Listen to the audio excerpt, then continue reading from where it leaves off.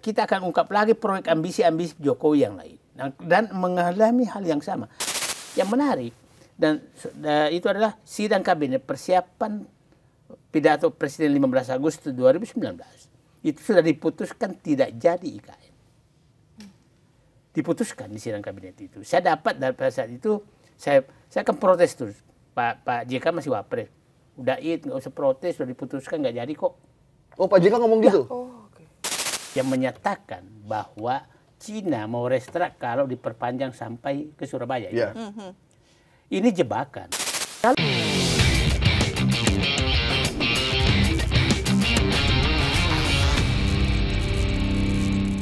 Berarti bisa dibilang ini mungkin proyek ambisinya Pak Jokowi pada saat itu. Kan ya udahlah.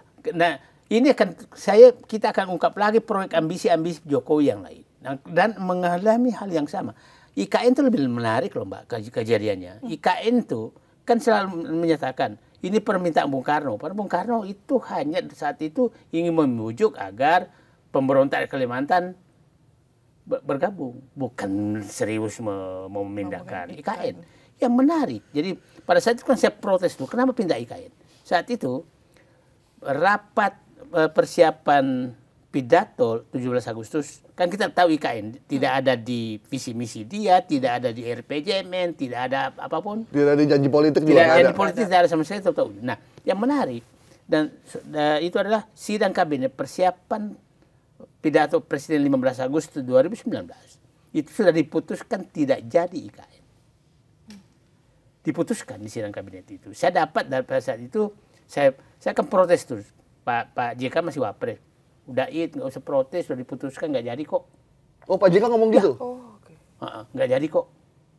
Loh, tok bikin sendiri pidato 15 Agustus bahwa kembangkan. Itulah Jokowi itu. Juga nih Mas Gani. Berarti ada yang bisikin berarti. Iya, ada pembisiknya nih berarti. Enggak, mungkin pembisiknya atau memang orangnya kayak begitu, memang cuek. Pak JK kaget dong begitu kaget. dibacain. Loh, kok ada katanya kan. Nah, itu seperti itu aja beliau tuh. Nah, dan orang-orang seperti ini menurut saya itu memang kita harus telusuri siapa yang dijadikan bemper. Yang kalau IKN kan Adriano Caniago. Iya. Ketua Penas. Nah, pelaksananya Basuki Hadi Mulyono. Basuki Menteri PU. Iya, Menteri PU. Ya, itu Nah, ini jadi orang-orang seperti ini harus bertanggung jawab. Nggak bisa kita biarkan. Tapi kata Adriano kan dia sebenarnya nggak membayangkan IKN akan seperti ini menurut dia katanya. Ya, itulah intinya. Nah, tapi kita hormati orang seperti siapa namanya Bambang Susantono. Yang kepala IKN pas masuk kan langsung menyatakan IKN ini bukan, kan Jokowi berbohong bahwa hanya 480 triliun anggarannya. Berbohong menyatakan bahwa hanya 20% APBN. Berbohong bahwa swasta udah oversubscribe. Ya bohong-bohong semua. Ya, sampai ada beberapa investor itu ya. Ya. Nah, setiap pulang ke luar negeri, wah IKN laku, bohongnya ampun. Antri investor. Nah, yang melaksanakan kebohongan ini ya Basuki, ya kan. Nah sekarang itu kejadian terus. Nah, itulah saya bilang, Bambang Susantono mengundurkan diri kan, karena dihitung ternyata butuhnya sekitar 1.500 sampai 2.000 triliun. Wow. Gila, itu duit segitu mendingan kita buat bikin kilang. Iya. Nah, 2.000 triliun. Ya kayak begitu. Nah, selalu kayak begitu kan.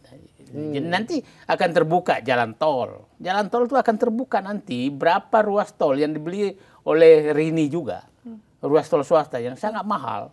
Becakayu, Sukabumi, Bogor, itu semua ruas tol itu dibeli dengan harga sangat mahal.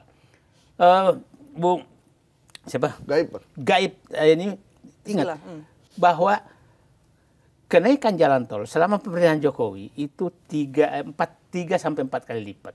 Pada saat 2014 pembangunan jalan tol itu di dalam kota yang pembebasan tanahnya sangat mahal itu maksimum 80 miliar. Sekarang 300 miliar per kilometer. Gila, pantesin Becakayu harganya mahal. Ya, iya. Becakayu itu salah satu tol yang pintu keluar masing-masing tuh beda harganya. Ya. Yang paling murah 23.000. Nah itulah saya masih di dalam. Itu memang saya yang stop karena saya bilang ini bahaya ini. Peresmian Jokowi kita baru meresmikan jalan tol yang dibikin mangkrak 26 tahun. Ini bohongin rakyat. Aduh Mas Goib. Itu jalan tolnya cuma dari Membohongi rakyat. ujung Dan Kalimalang. saya tahu Mbak pemiliknya. Dari ujung Kalimalang Bisa kayak sampai gini. ujung Bekasi, Mbak. Cuma Iya. pendek sebenarnya. Iya. Dan harganya nggak karu-karuan itu. Nah, begitulah. Kan kalau kita lihatlah, itu nah, Mbak coba tol yang mau normal tuh Bogor. Jagorawi, tetap jago Jagorawi, itu, 6.500. 45 kilometer dan sekian. Paling gitu. enak kita Paling tuh. enak.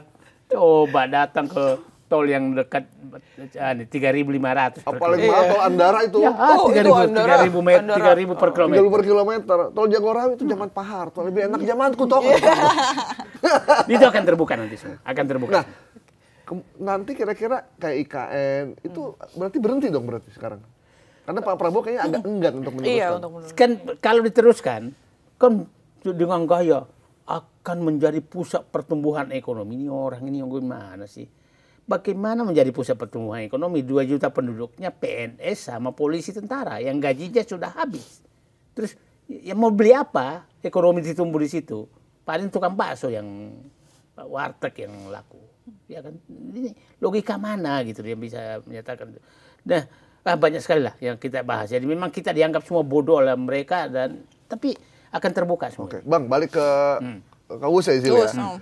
Kemarin Pak Luhut bilang bahwa WUS ini tidak usah dipersulit. Ini urusan mudah. Kita sudah nego dengan China Ya. dan restrukturisasi hutang hanya sampai 60 tahun. Jadi itu bisa lebih menguntungkan buat lebih mudah lah kita nyicilnya. Jadi udahlah paling gampang lah. Yang jelas-jelas minus di cash flow gimana mau balik? Gimana? Minus di cash flow. Kalau dia udah bayar nanti pokok dan utang, maka itu 6 triliun setahun. Pendapatan sekarang dengan harga yang kalau dinaikkan tiketnya maka semakin turun. Jadi maksimum 2 triliun. 2 triliun maksimum. 2 triliun. Beri minus 4 triliun. Terus kebaliknya gimana? Nah, ide Pak Luhut yang menyatakan bahwa Cina mau restart kalau diperpanjang sampai ke Surabaya. Ya. Ini jebakan ke Prabowo. Kalau itu dilakukan, artinya Prabowo mengakui kesalahan Joko Widodo. Nah, terus yang kedua, tidak mungkin dong ke Surabaya harganya lebih murah. Ya pasti lebih Iya, pasti mahal. lebih mahal. Karena 3 jam. Iya. Enggak, bukan. Biayanya. Iya, jarak tempuhnya lebih cepat, Ya. berarti biayanya lebih mahal Bukan, kan? biaya proyeknya. konstruksinya. Oh, oke. Karena begini prinsipnya.